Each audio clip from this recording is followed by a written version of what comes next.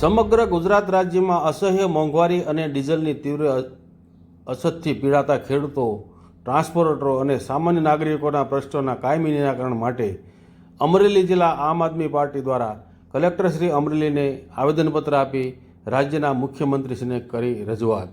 નમસ્કાર, હું છું વાડિયાભાઈ ખુમાણ અને આપ નિહાળી રહ્યા છો અમરેલી ટાઈમ્સ ન્યૂઝ. સમાચાર વિગતે જોઈએ તો રાજ્યમાં હાલમાં ખેડૂતોને ઉનાળુ ખેડ કરવાની સિઝન ચાલુ છે. તે જ સમયે સમગ્ર રાજ્યમાં ડીઝલની તંગી વર્તાઈ રહી છે. ચોમાસું નજીક હોય, ડીઝલ ન મળવાના લીધે ખેડૂતોના ટ્રેક્ટરો બંધ પડવાથી ખેતીકામ થઈ શકતું ન હોવાથી જગતનો તાત મૂંઝવણમાં મુકાયો છે. સાથે જ ઈંધણની અછતના લીધે માલવાહક વાહનો હાઈવે પર અટવાયા છે, જેને કારણે ટ્રાન્સપોર્ટરોને પણ ભારે નુકસાન વેઠવાનો વારો આવ્યો છે.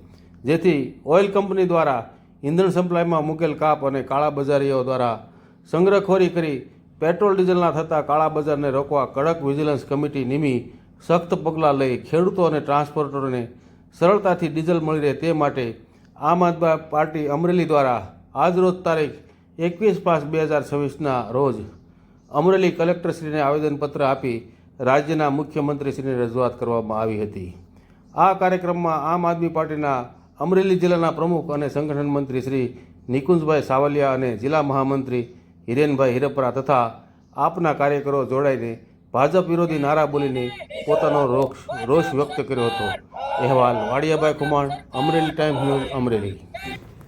99% હવે જે થાય છે એ પોતાના મળતિયા કોન્ટ્રાક્ટરો, બિલ્ડરોને માટી પહોંચાડવાનું કામ ચાલુ છે. એનાથી ગામ લોકોને નુકસાની છે, તંત્રને નુકસાની છે અને સાથે સાથે આ વિસ્તારના ખેડૂતોને કે જે ખેતી પ્રધાન જિલ્લો છે અને ખેતી થકી આ દેશની સૌથી મોટી આવક છે. તો અમારી માંગણી છે કે ટ્રાન્સપોર્ટરોને ધ્યાનમાં લઈને પ્રાવધાન બનાવીને ટાઈમસર ડીઝલ પહોંચતું કરવામાં આવે અને દ્વારા કલેક્ટર શ્રી સાહેબ માધ્યમથી મુખ્યમંત્રી સાહેબને પત્ર પાઠવવામાં આવ્યું છે.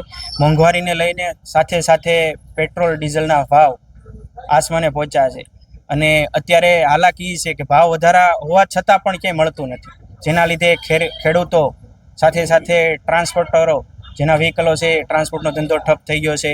રોજિંદે નોકરી કરતા અને અપડાઉન કરતા લોકો એને પેટ્રોલ ડીઝલ મળી નથી રહ્યું.